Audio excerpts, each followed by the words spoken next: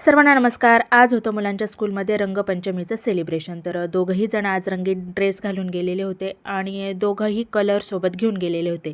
तर रात्रीच त्यांच्या पप्पांनी त्यांना कलर आणून दिलेले होते आणि दोघांनीही ते वाटून वाटून घेतलेले होते आणि काही रंग उद्यासाठी ठेवलेले पण होते. तर दोघंही जण स्कूलमधून आल्याच्या नंतर हे असे काही दिसत होते, म्हणजे जाताना अगदी छान गेलेले होते आणि येताना हे असे पूर्ण कलरने माखून आलेले होते.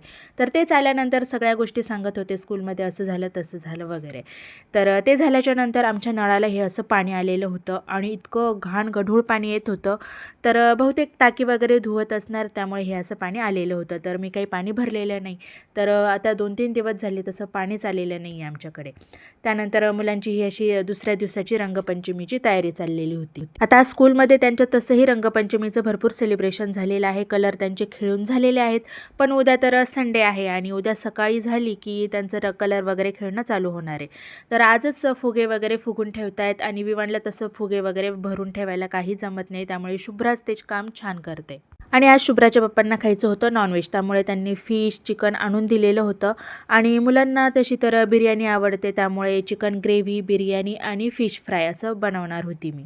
तर हे सर्व छान मटेरियल बनवून घेतलेलं होतं. फिश पण छान धुवून ठेवलेले होते, चिकन पण धुवून घेतलेलं होतं आणि ही पेस्ट बनवून घेत होती. तर पेस्टमध्ये जास्त काही कांदा, आलं, लसूण, टोमॅटो हे सगळं मटेरियल घेतलेलं होतं आणि थोडीशी कोथिंबीर. तर हे सर्व मटेरियल मी तिन्ही वस्तूंसाठी वापरणार होते, त्यामुळे कोथिंबीर थोडी जास्त घेतलेली होती, कारण कोथिंबीर आणि लसूण याचा फ्लेवर आम्हाला आवडतो घरामध्ये सगळ्यांना. तर हे असं छान वाटून झाल्याच्या नंतर चिकन जे आहे ते आधी शिजवून घेतलेलं होतं आणि शिजवताना त्यामध्ये कांदा, लागेल तशी हळद, मीठ आणि थोडेसे कच्चे मसाले टाकलेले होते.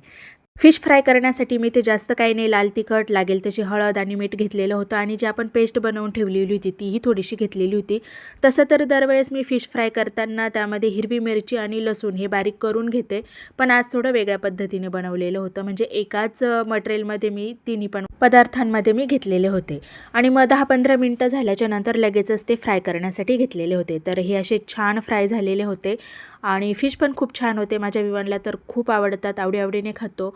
हे असे छान गरमागरम त्यांना बनवून दिले ना की पोळीसोबत छान खातात.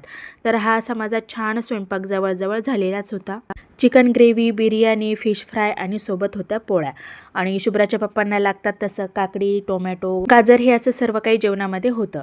तर फिश फ्राय आणि चिकन ग्रेव्हीची जी रेसिपी आहे ना ती शॉर्टमध्ये मी टाकलेली आहे, हवी असल्यास नक्की बघा. चला तर भेटूया पुढील ब्लॉगमध्ये. बाय.